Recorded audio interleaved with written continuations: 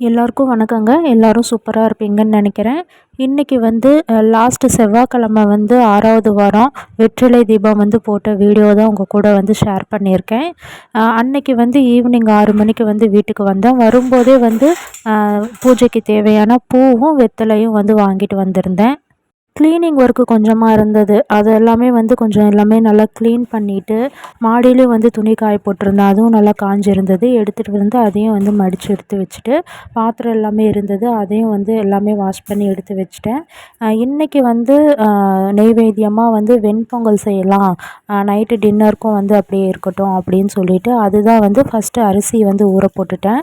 4 tumbler பச்சரிசி, 1 tumbler வந்து பாசிப்பருப்பு வந்து ஊற வச்சுட்டேன். அதுக்கப்புறம் வந்து அந்த வெத்தலை தீபம் போடுறதுக்கு தேவையான அந்த பாத்திரம் மட்டும் நல்லா வந்து கழுவி க்ளீன் பண்ணி எடுத்து மஞ்சள் குங்குமம் வைக்கிறதுக்காக வந்து நல்லா ஈரம் இல்லாமல் தொடச்சி எடுத்து வச்சிட்டேன். அதுக்குள்ளே இந்த சைடு அரிசியும் வந்து ஒரு 1/2 மணி நேரம் நல்லா வந்து ஊறி வந்துருச்சு. இப்போ வந்து குக்கரில் வந்து ஒட்டுக்கா அப்படியே தாளித்து விட்டு விசில் வைக்கலாம் அப்படின்னு சொல்லிட்டு தான் அதுக்கு தேவையானது எல்லாமே வந்து பார்த்துட்ருந்தேன். ஃபஸ்ட்டு கொஞ்சமாக வந்து நெய், எண்ணெய் சேர்த்துட்டு சீரகம், மிளகு, ஒரு முந்திரி பருப்பு ஒரு 10 முந்திரி பருப்பு வந்து பிச்சு போட்டு நல்லா வந்து தாளிச்சிட்டு தண்ணி வந்து 1க்கு வந்து 3 மடங்கு அளவு வந்து தண்ணி வச்சுக்கிட்டேன். 5 டம்ளர் மொத்தமாக.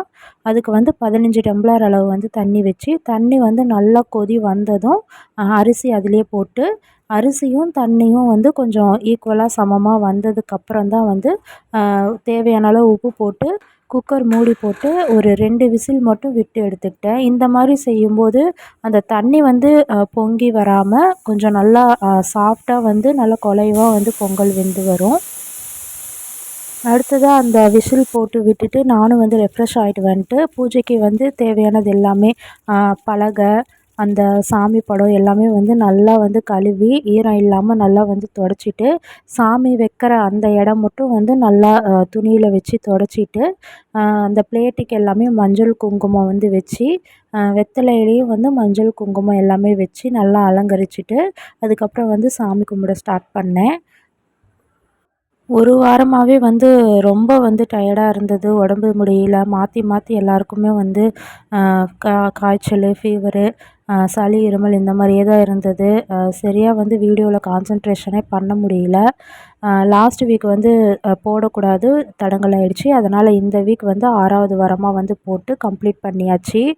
நான் வந்து தை 1ஆந்தேதி அன்னைக்கு வந்து செவ்வாய்க்கிழமை வந்திருந்தது. அன்னைக்கு தான் வந்து ஃபஸ்ட்டு வெத்தலை தீபம் வந்து போட்டேன் வாரமாக. அன்னையிலேருந்து இப்போ வந்து அன்னைக்கு வந்து சாமிக்கு வந்து நெய்வேத்தியம் வச்சு பூஜை, தீப ஆராதனை எல்லாமே வந்து காமிச்சிட்டு வீடு ஃபுல்லாவுமே வந்து நல்லா புகை போட்டு விட்டுட்டு, பூ எல்லாமே வச்சு நல்லா அலங்கரித்து நல்லா திருப்தியாக 6வது வாரம் வந்து சாமி கும்பிட்டுட்டேன்.